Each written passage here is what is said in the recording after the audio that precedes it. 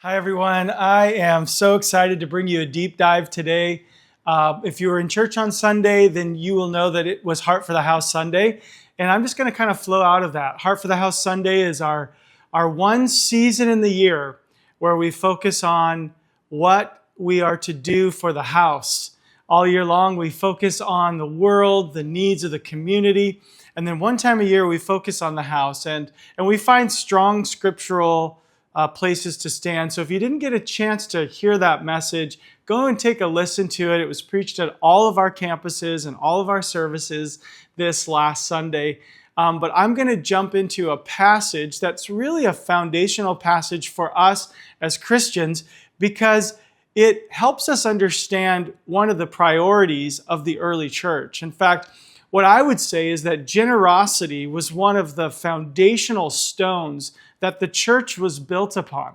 And so I want to talk a little bit more about generosity and encourage you a little further this week, kind of flowing out of the message this last Sunday. So I'm going to look at Acts chapter 2, where we see that the church has been born and now they're starting to form and gather. And this is actually the earliest commentary on the practices of the church, the gathered church, and how they functioned and what they did when they gathered together. It talks about, at the very beginning of this passage from Acts chapter 2, in verse 42, it talks about their devotion. It talks about them gathering around the teaching, around them, the teaching of the apostles, around them having fellowship together and breaking bread in prayer.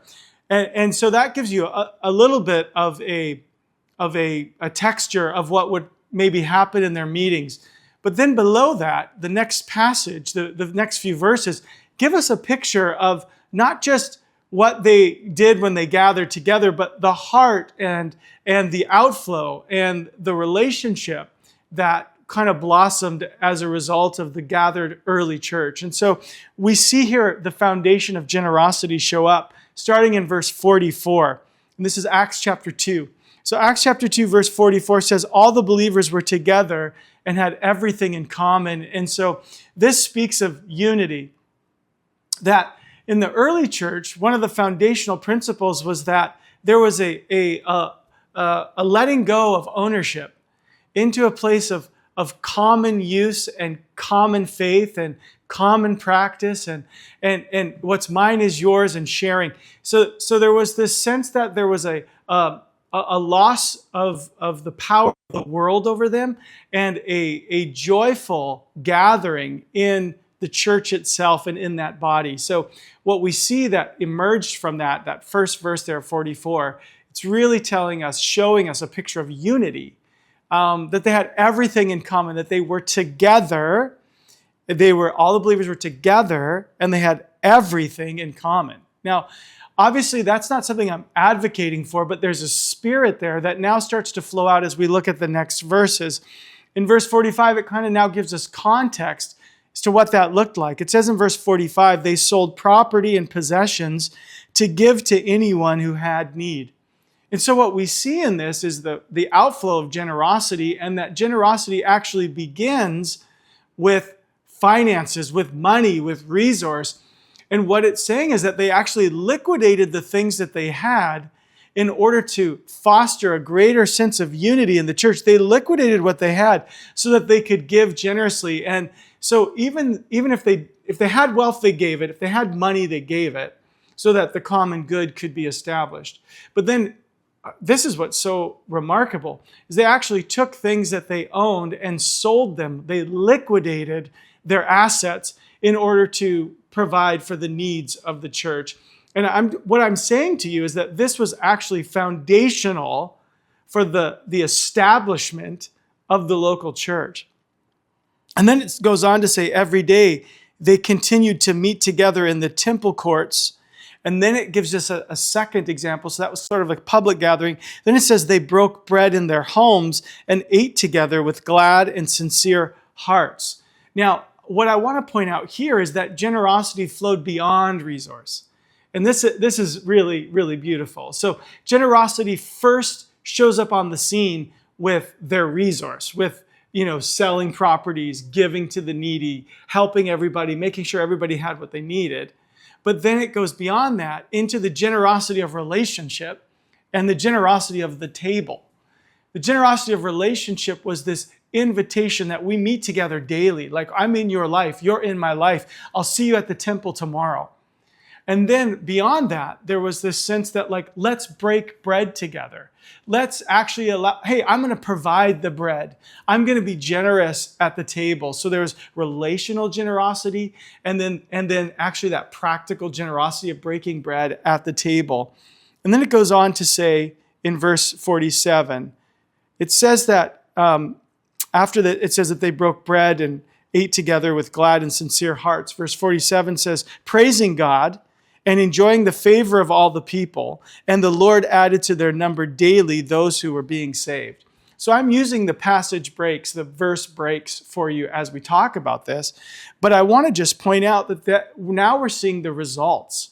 So the foundation was the generosity that flowed out of unity, and then what was built upon that was this relational generosity, this table of generosity that's set as we break bread together.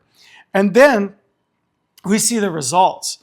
The results was that there was worship. They were praising God. There was a praise that was flowing out of this early church in such a beautiful way. They had joy in relationship. It says they enjoyed the favor of all the people. There was a sense that even around them there was a blessing because of the way that they lived and the way that they invited people in. Their generosity was opening doors and there was favor. And then it also says that the Lord added daily to those who were being saved. In other words, there was just a growing sense of community. There was a multiplication. And so the point that I really want to make today when we think about Coastline Church is much of what we are doing, much of the way we are doing church is a return to this early church model. So we're encouraging this sense of unity in purpose, like we have a mission and we're together in it. And as a result, out of that mission, out of that grand vision to reach our island, out of that unity flows this generosity, that people are actually making sacrificial decisions to give. And I just believe that that's an early church spirit. And what I'm seeing is, like, we gather together. We meet weekly at church. We meet on first Wednesdays. We're doing Sundays together. And then during the week, we're breaking bread in the homes and we're enjoying each other. And that's what you're doing now. And so we're seeing this early church model. And what we're believing for is that worship is going to rise. You see songs being written out of the house. You see powerful times of worship like First Wednesday. And out of that worship, then comes this sense of joy and relationship. Man, don't we love each other? Isn't it a wonderful church to be a part of? And then look at beyond that, added to their numbers daily, those being saved. This is a multiplication. And friends, that's the heart of your church, multiplication. We want to see God reach into the lives of more people through His church mobilized. And so our heart is for Vancouver Island. Our heart is to reach out. So you're getting a little vision today. And the point is this. Let's be early church Christians. Let's be unified.